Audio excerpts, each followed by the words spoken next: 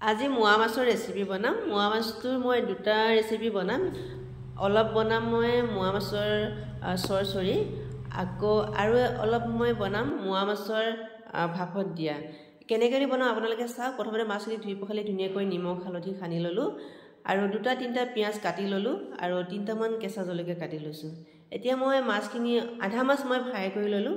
এয়া ফ্ৰাই কৰি হৈ গ'ল, আপোনালোকক দেখাইছোঁ। ফ্ৰাই কৰি হৈ গ'ল আৰু এতিয়া কেৰাহীখনত তেল দিছোঁ, অলপ কাটি থোৱা পিঁয়াজখিনি দি দিছোঁ আৰু জলকীয়াকেইটা দি দিছোঁ আৰু সৰুকৈ এটা আলু কাটি পেলাই এইখিনি মই ধুনীয়াকৈ তেলতে ভাজি লৈছোঁ।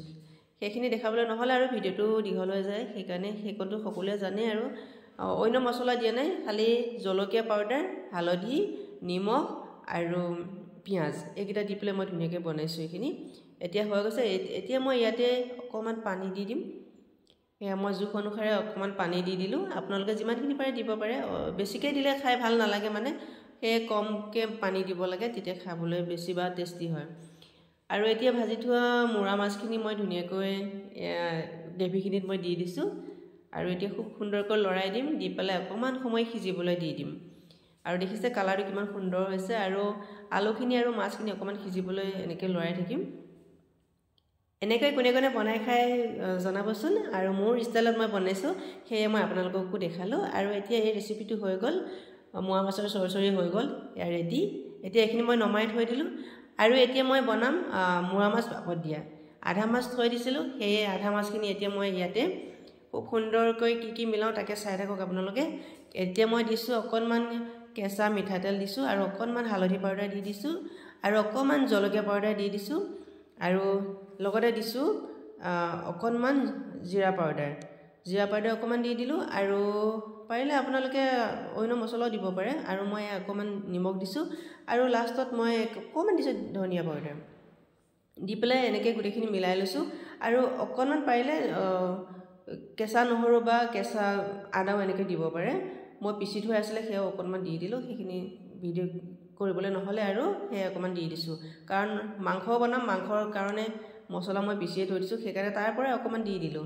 আৰু এতিয়া কেৰাহীখনত ধুনীয়াকৈ পানী অলপ দি দিছোঁ, গৰম হ'বলৈ দিছোঁ। মানে পানীটো উতলিব লাগিব, তেতিয়া মানে পটককৈ সিজি যাব।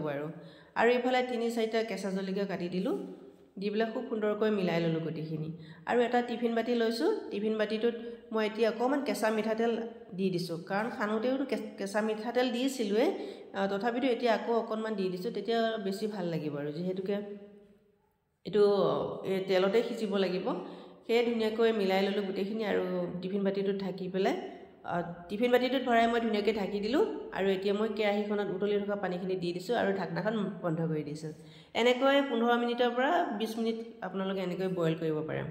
অকণমান গেছটো অকণমান মুডত দিলে বেছি ভাল, আৰু ফ্লেমত দি দিব। আৰু এতিয়া 15 মিনিটৰ পিছত মই এইটো নমাই দিলোঁ, টিফিন বাতিটো নমাই দিলোঁ। চাওক কিমান সুন্দৰ এটা গোন্ধ আহিছে আৰু কিমান সুন্দৰ দেখিবলৈ লাগিছে, মানে সম্পূৰ্ণ সিজি গৈছে।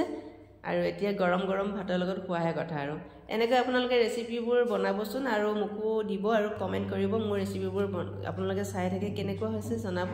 আৰু লগতে আছিলে হাঁহৰ মাংস, সেয়া হাঁহৰ মাংস অকণমান ফ্ৰাই কৰিলোঁ আৰু হাঁহৰ মাংস অলপ গ্ৰেভি কৰিলোঁ। আৰু ইফালে গৰম ভাত বাঢ়ি লৈছোঁ, এতিয়া খোৱাহে কথা। আৰু ভিডিঅ'টো চাই কেনেকুৱা পালে, জলদি ভাল পাইছে লাইক আৰু শ্বেয়াৰ কৰিব। আজিলৈ বাই।